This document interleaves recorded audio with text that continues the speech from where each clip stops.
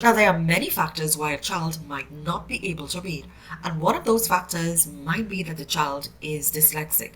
You can go to this website, readingrockets.org. It's an excellent resource, and you can look at this dyslexia checklist.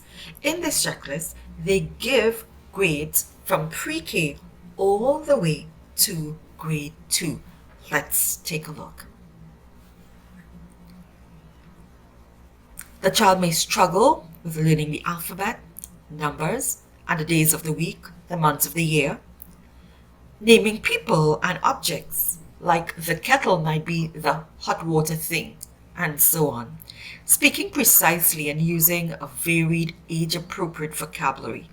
They may not be able to do that. Take your mind back to the child. Was there any speech delay?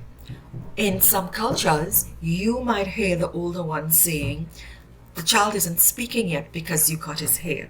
A lot of other people might think that if the child just says one word, it means that the child is talking. Even if that child is 3.5, 4 years old, we must be able to look at the milestone. Is that child meeting the milestone? Or is there some kind of delay?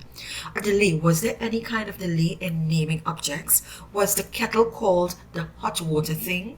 Learning alphabet, numbers, days of the week, months of the year. Did the child take forever to learn some of those? I just want you to be as honest as possible and even go back to some of your family members or your relatives to just find out and liaise with them. Just revisit some of those ideals. Understanding the relationship between speaker and listener, not knowing when to come in, and so on. There are so many difficulties, and you can go right here. It is absolutely free.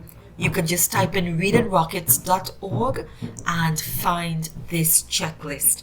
In terms of pronouncing words correctly, all the words are pronounced incorrectly, as well as phrases. They may just not get the phrases. Reading, naming the letters, mixing up the sounds all the time. Learning to read as expected by his or her age. As I said, reading always below the grade level. Look out, what has the teacher said? What are other people, other professionals who have worked with him in the past or are working with him? What have they been saying, so that you get a pretty good gauge of where the child is at, even when it comes to writing. Learning to copy and write at an age-appropriate level. Writing letters, numbers, and symbols in the correct order. Spelling words correctly and consistently most of the time. Proofreading and correcting written work.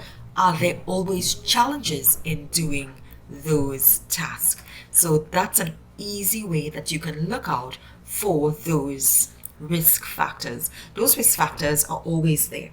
If you have looked at those risk factors, then you can even take this free dyslexia test. And this is what it looks like. The child comes in here. Of course, this website will be shared with you, and you can do your free screening. Please turn up the volume on your computer. Let me make sure that my sound is shared. And we're going in all the way, and we are beginning this screening. AB. You will be able to say if the child got it incorrect, incorrect, or if there was no response.